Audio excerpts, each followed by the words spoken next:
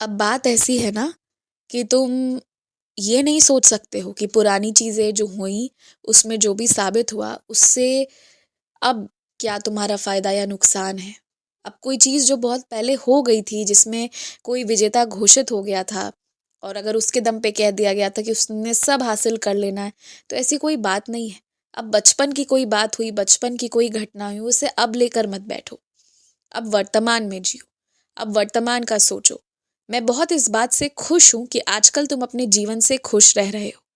एक बात तुम जान लो, जितना व्यवस्थित अपने जीवन को रखोगे उतना ही खुश रहोगे। और जैसे ही तुम अपने हर एक चीज़ को अच्छे से रखना शुरू करोगे ना, तुम्हारी आदत जैसे जैसे अच्छी होती जाएगी, तुम्हारी प्रसन्नता का पारावार नहीं रहेगा।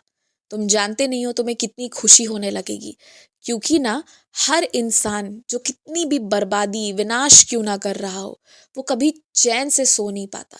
मन ही मन वो परेशान रहता है। क्यों? क्योंकि ये इंसान का स्वभाव ही नहीं है तोड़ना, विनाश करना, नुकसान पहुंचाना। इसके लिए इंसान कभी नहीं बनाए गए थे। तो जो व्यवस्थित होकर अच्छे से जीना शुरू करता है ना, वो सुखी रहता है।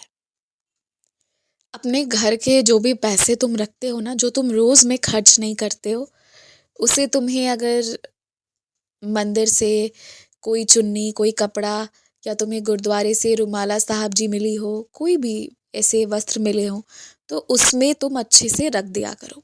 और उन पैसों को हिफाजत से बचाकर अच्छे से रखने के लिए उन कपड़ों में ढक कर अच्छे से रख दो। और प्रत्येक दिन जब तुम सुबह अपनी तिजोरी खोलते हो, तो एक बार उसे माँ लक्ष्मी का रूप मानते हुए उसे जरूर मन ही मन प्रणाम करो।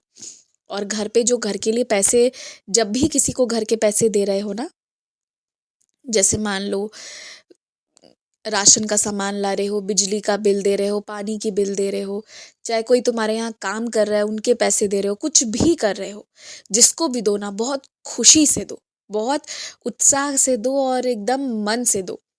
क्योंकि वो सारे लोगों ने तुम्हें सुविधा दी है। और जितने अच्छे से खुश होकर दोगे ना, उतनी ही तुम्हारी तरक्की होगी। और तुम मेरी बात आजमा कर देख लो, तुम जितने पैसे रख रहे हो ना, उससे ज़्यादा पैसे उसमें बढ़ते चले जाएंगे यदि तुम खुश होकर देते हो। मैं जानता हूँ आज तुम्हें आमदनी के बारे में नहीं पता कि कहाँ से तुम्हारी आमदनी होगी, कहाँ से कैसे ये सब हो पाएगा, लेकिन कल को ये सब निश्चित हो जाएगा। तुम्हें बस अंधेरे से उजाले की ओर निकलना है, बाकी तो सब हो जाएगा और बहुत अच्छे से होगा। खूब खुश रहो, मुस्कुराते रहो, आगे बढ़ते रहो। और हाँ, मैंने ना एक बात तुम्हें बताई नहीं थी, लेकिन मैंने तुम्हारे लिए कुछ तोहफा, ये समझो कि कुछ ऐसा रखा है ना जो बहुत छोटी सी चीज़ है पर तुम्हें बहुत पसंद आएगी। मैंने वो चीज़ तुम्हारे लिए रखी है जो तुम्हें 6 से 8 तारीख के बीच में ज़रूर मिलेगी। और जब वो मिले और जब तुम्हारे हाथ में वो चीज़ आए और जब मेरी ये बात याद आए ना, तो उस चीज़ को बहुत हिफाजत से अपने पास रखना। जो भी मैं तुम्हें दूंगा तुम्हारे उपयोग अनुसार ही दूंगा। तुमने जो मंत्र चुना है और जिस तरह आराधना कर रहे हो वो सही दिशा में तुम कर रहे हो, मेरी हामी है। मैं तुम्हारा गुरु हूँ, इसलिए मैं तुम्हें इजाज़त दे रहा हूँ।